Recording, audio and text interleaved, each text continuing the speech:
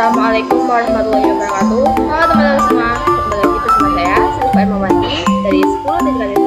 Di sini saya akan menjelaskan tentang materi nilkabel VSAT. Ya, nilkabel VSAT. Apa itu VSAT? VSAT singkatan dari Very Small Aperture Terminal, adalah sebuah koneksi internet menggunakan satelit. Prosesnya adalah data dikirim melalui perangkat jaringan, ditransmisikan menggunakan satelit, kemudian dikirimkan kembali ke stasiun penerima. Satelit berfungsi sebagai repeater penguat sinyal. Fungsi VSAT. Fungsi utama, konektivitas internet. VSAT sering digunakan untuk menyediakan akses internet di lokasi yang terpencil atau tidak terjangkau oleh infrastruktur kabel konvensional.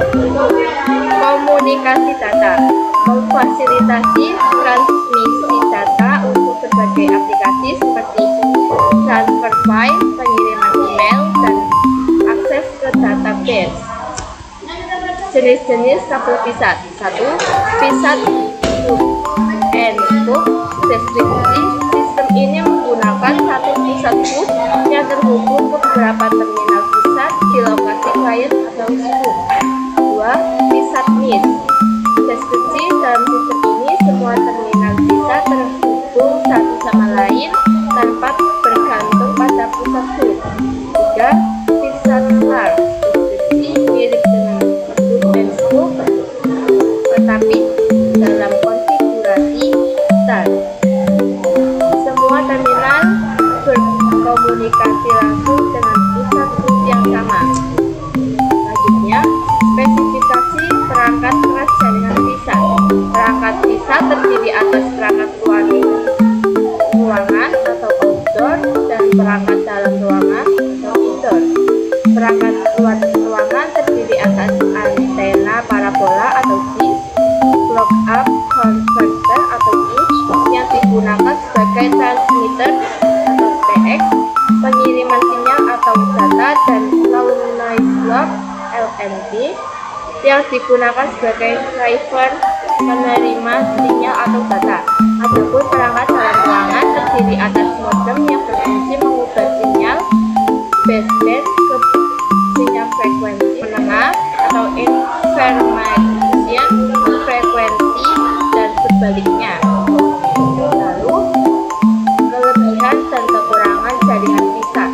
1. Kelebihan, jangkauan luas. VSAT dapat menyediakan konektivitas di lokasi yang sulit dijangkau oleh infrastruktur kabel tradisional, termasuk daerah terpencil dan pedesaan. Kedua, implementasi cepat. Instalasi VSAT dapat dilakukan lebih cepat dibandingkan dengan pembangunan infrastruktur kabel yang memerlukan waktu dan biaya yang lebih tinggi. Kekurangannya, 1. Jangkauan luas. VSAT dapat menjangkau area yang sulit diakses oleh infrastruktur kabel, termasuk daerah terpencil dan pedesaan. Kedua, implementasi cepat. Instalasi sistem VSAT relatif cepat dibanding dengan pembangunan infrastruktur kabel atau jalan optik yang memerlukan waktu dan biaya yang lebih. VSAT dibagi menjadi dua, yaitu VSAT Hub. VSAT dibagi menjadi dua. Yang pertama, VSAT Hub. Ini adalah pusat komunikasi yang mengelola dan mengendalikan jaringan VSAT. VSAT Hub bertanggung jawab untuk menerima sinyal dari berbagai terminal VSAT atau remote system yang mengirimkan sinyal ke terminal tersebut. Biasanya, hub ini terletak di stasiun bumi dan berfungsi sebagai titik penghubung utama untuk komunikasi antara berbagai terminal VSAT. Kedua, VSAT Remote Terminal.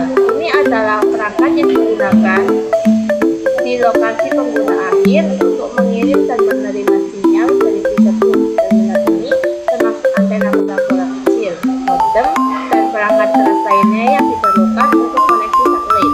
Terminal ini bisa ditempatkan di berbagai lokasi, termasuk kantor, rumah, atau lokasi lapangan.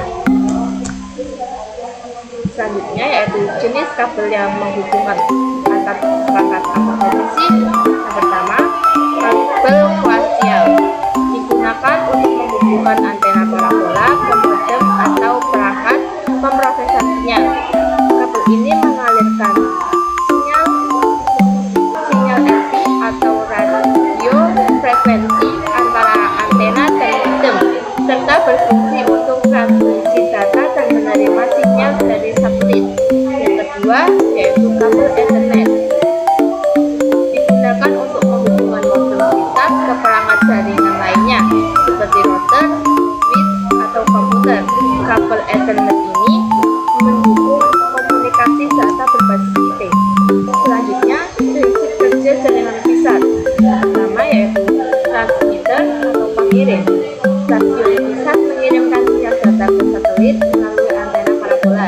Yang kedua, satelit. Satelit yang berada di orbit geostasioner menerima sinyal dari stasiun pisat lalu meneruskannya ke stasiun pisat lain atau ke pusat komunikasi yang lebih besar. Yang ketiga yaitu receiver atau penerima. Stasiun pisat lain atau pusat komunikasi menerima sinyal dari satelit melalui antena parabola